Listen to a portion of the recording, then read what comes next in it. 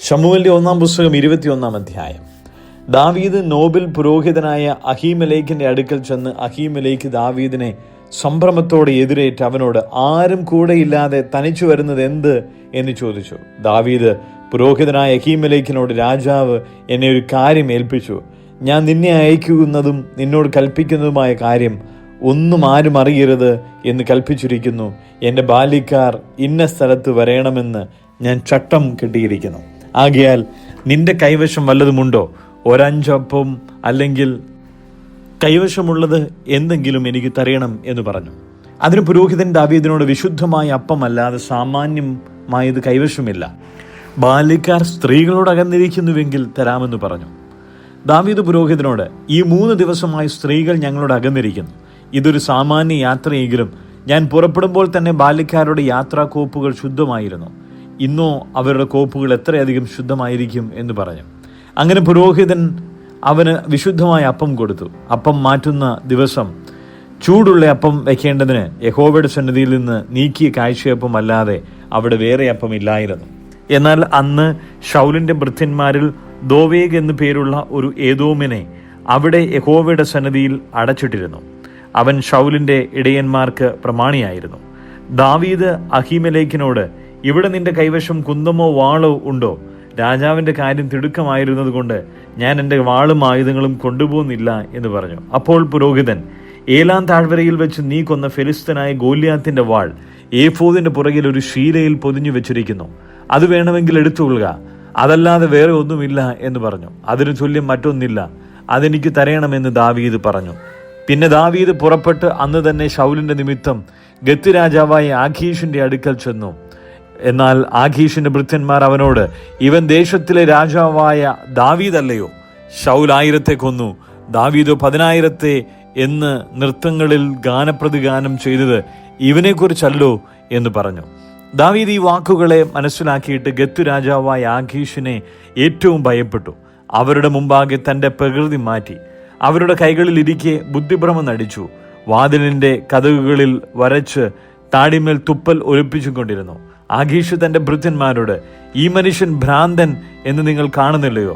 അവനെ എൻ്റെ അടുക്കൽ കൊണ്ടുവന്നത് എന്തിന്? എൻ്റെ മുമ്പാകെ ഭ്രാന്ത് കളിപ്പാൻ ഇവനെ കൊണ്ടുവരേണ്ടതിന് എനിക്ക് ഇവിടെ ഭ്രാന്തന്മാർ കുറവുണ്ടോ? എൻ്റെ അരമനയിലോ ഇവൻ വരേണ്ടത് എന്നു പറഞ്ഞു. യെശയ്യാവിന്റെ പുസ്തകം 15-ാം അധ്യായം. മോവാബിനെ കുറിച്ചുള്ള പ്രവാചകം. ഒരു രാത്രിയിൽ മോവാബിലെ 6 പട്ടണം നശിച്ച് ശൂന്യമായി പോയിരിക്കുന്നു. ഒരു രാത്രിയിൽ മോവാബിലെ കീർ പട്ടണം നശിച്ച് ശൂന്യമായി പോയിരിക്കുന്നു. ബെയീത്തും ദീബോനും കരയേണ്ടതിന് പൂജാഗിരികളിൽ കയറിപ്പോയിരിക്കുന്നു. നെബോവിലും മേദബിലും മോവാബ് നിലവിളിക്കുന്നു. അവരുടെ തലയൊക്കെയും മൊട്ടയടിച്ചും താടിയൊക്കെയും കത്തിരിച്ചും ഇരിക്കുന്നു. അവരുടെ വീതികളിൽ അവർ രട്ടുടുത്ത് നടക്കുന്നു.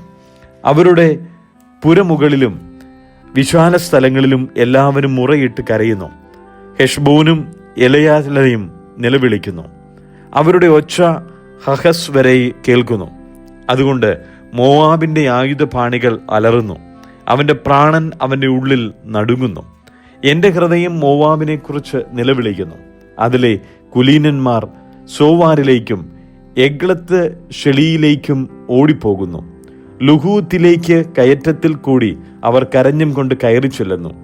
ഹൊരോനയീമിലേക്കുള്ള വഴിയിൽ അവർ നാശത്തിന്റെ നിലവിളി കൂട്ടുന്നു. നിമ്രീമിലെ ജലാശയങ്ങൾ വരണ്ടിരിക്കുന്നു. അതുകൊണ്ട് പുല്ലുണങ്ങി, ഇളംപുല്ലു വാടി, പച്ചയായതൊക്കെയും ഇല്ലാതെയായിരിക്കുന്നു. ആകയാൽ അവർ സ്വരൂപിച്ച സമ്പത്തും സംഗ്രഹിച്ചു വെച്ചതും അലരിത്തോട്ടത്തിനടുത്ത് എടുത്തുകൊണ്ടു പോകുന്നു. നിലവിളിച്ച് മോവാബിന്റെ അതിർത്തികളെ ചുറ്റിയിരിക്കുന്നു. അലർച്ച എഗ്ലയും വരെയും കൂക്കൽ ബേറെലിയും വരെയും എത്തിയിരിക്കുന്നു. ദീമോനിലെ ജലാശയങ്ങൾ രക്തം കൊണ്ട് നിറഞ്ഞിരിക്കുന്നു. ഞാൻ ദീമോന്റെയും ഇതിലധികം വരുത്തും. മോവാബിൽ നിന്ന് ചാടിപ്പോയവരുടെ മേലും ദേശത്തിൽ ശേഷിച്ചവരുടെ മേലും ഞാനൊരു സിംഹത്തെ വരുത്തും. കൊലോസ്യർക്ക് എഴുതിയ ലേഖനം 3-ാം അധ്യായം. ആകയാൽ നിങ്ങൾ ക്രിസ്തുവിനോടുകൂടെ ഉയർത്തെഴുന്നേറ്റിരിക്കുന്നുവെങ്കിൽ ക്രിസ്തു ദൈവത്തിന്റെ വലതുഭാഗത്തിരിക്കുന്നതുമായ ഉയരത്തിലുള്ളത് അന്വേഷിപ്പിൻ. ഭൂമിയിലുള്ളതല്ല, ഉയരത്തിലുള്ളത് തന്നെ ചിന്തിപ്പിൻ. നിങ്ങൾ മരിച്ചു, നിങ്ങളുടെ ജീവൻ ക്രിസ്തുവിനോടുകൂടെ ദൈവത്തിൽ മറഞ്ഞിരിക്കുന്നു. നമ്മുടെ ജീവനായ ക്രിസ്തു വെളിപ്പെടുമ്പോൾ നിങ്ങളും അവനോടുകൂടെ തേജസ്സിൽ വെളിപ്പെടും. ആകയാൽ ദുർനടപ്പ്, അശുദ്ധി, അതിരാഗം, ദുർമോഹം, വിഗ്രഹാരാധനയായ അത്യാഗ്രഹം, ഇങ്ങനെ ഭൂമിയിലുള്ള നിങ്ങളുടെ അവയവങ്ങളെ മരിപ്പിപ്പിൻ. ഈ വക നിമിത്തം ദൈവകോപം അനുസരണം കെട്ടവരുടെ മേൽ വരുന്നു. അവയിൽ ജീവിച്ചിരുന്ന കാലം നിങ്ങളും മുമ്പേ അവയിൽ നടന്നു പോന്നു. ഇപ്പോഴോ നിങ്ങളും കോപം, ക്രോധം, ഈർഷ്യ, വായിൽനിന്ന് വരുന്ന ദൂഷണം, ദുർഭാഷണം ഇവയൊക്കെയും വിട്ടുകളവിൻ. അന്യോന്യം ഭോഷ്കു പറയരുത്. നിങ്ങൾ പഴയ മനുഷ്യനെ അവന്റെ പ്രവർത്തികളോടുകൂടെ ഉരിഞ്ഞു കളഞ്ഞു. തന്നെ സൃഷ്ടിച്ചവന്റെ പ്രതിമ പ്രകാരം പരിജ്ഞാനത്തിനായി പുതുക്കം പ്രാപിക്കുന്ന പുതിയ മനുഷ്യനെ ധരിച്ചിരിക്കുന്നുവല്ലോ.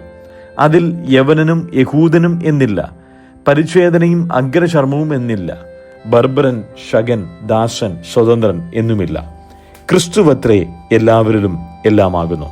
അതുകൊണ്ട് ദൈവത്തിന്റെ വൃതന്മാരും വിശുദ്ധന്മാരും പ്രിയരുമായി മനസ്സലിവ്, ദയ, താഴ്മ, സൗമ്യത, ദീർഘക്ഷമ എന്നിവ ധരിച്ചുകൊണ്ട് അന്യോന്യം പൊറുക്കുകയും ഒരുവനോടൊരുവന് വഴക്കുണ്ടായാൽ തമ്മിൽ ക്ഷമിക്കുകയും ചെയ്യുവിൻ. കർത്താവ് നിങ്ങളോട് ക്ഷമിച്ചതുപോലെ നിങ്ങളും ചെയ്യുവിൻ.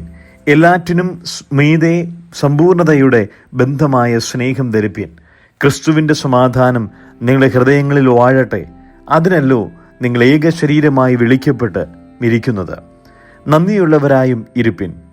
സങ്കീർത്തനങ്ങളാലും സ്തുതികളാലും ആത്മീയ ഗീതങ്ങളാലും തമ്മിൽ പഠിപ്പിച്ചും ബുദ്ധി ഉപദേശിച്ചും നന്ദിയോടെ നിങ്ങളുടെ ഹൃദയങ്ങളിൽ ദൈവത്തിന് പാടിയും ഇങ്ങനെ ക്രിസ്തുവിന്റെ വചനം ഐശ്വര്യമായി സകല ജ്ഞാനത്തോടും കൂടെ നിങ്ങളിൽ വസിക്കട്ടെ. വാക്കിനാലോ ക്രിയയാലോ എന്തു ചെയ്താലും സകലവും കർത്താവായ യേശുവിന്റെ നാമത്തിൽ ചെയ്തും അവൻ മുഖാന്തരം പിതാവായ ദൈവത്തിന് സ്തോത്രം പറഞ്ഞും കൊണ്ടിരിപ്പിൻ. ഭാര്യമാരെ, നിങ്ങളുടെ ഭർത്താക്കന്മാർക്ക് കർത്താവിൽ ഉചിതമാകും വണ്ണം കീഴടങ്ങുവിൻ. ഭർത്താക്കന്മാരെ, നിങ്ങളുടെ ഭാര്യമാരെ സ്നേഹിപ്പിൻ, അവരോട് കയ്പായിരിക്കുകയും അരുത്. മക്കളെ, നിങ്ങളുടെ അമ്മയപ്പന്മാരെ സകലത്തിലും അനുസരിപ്പിൻ. ഇത് കർത്താവിന്റെ ശിഷ്യന്മാരിൽ കണ്ടാൽ പ്രസാദകരമല്ലോ. പിതാക്കന്മാരെ, നിങ്ങളുടെ മക്കൾ അധൈര്യപ്പെടാതിരിക്കേണ്ടതിന് അവരെ കോപിപ്പിക്കരുത്. ദാസന്മാരെ, ജഡപ്രകാരമുള്ള യജമാനന്മാരെ സകലത്തിലും അനുസരിപ്പിൻ. മനുഷ്യരെ പ്രസാദിപ്പിക്കുന്നവരെ പോലെ ദുഷ്ടസേവകളാലല്ല, കർത്താവിനെ ഭയപ്പെട്ട് ഹൃദയത്തിന്റെ ഏകാഗ്രതയോടെ അത്രേ അനുസരിക്കേണ്ടത്. നിങ്ങൾ ചെയ്യുന്നതൊക്കെയും മനുഷ്യർക്കെന്നല്ല, കർത്താവിനെന്ന പോലെ മനസ്സോടെ ചെയ്യുവിൻ. അവകാശമെന്ന പ്രതിഫലം കർത്താവ് തരും എന്നറിഞ്ഞ് കർത്താവായ ക്രിസ്തുവിനെ സേവിപ്പിൻ. അന്യായം ചെയ്യുന്നവൻ താൻ ചെയ്ത അന്യായത്തിനൊത്തത് പ്രാപിക്കും. മുഖപക്ഷം ഇല്ല.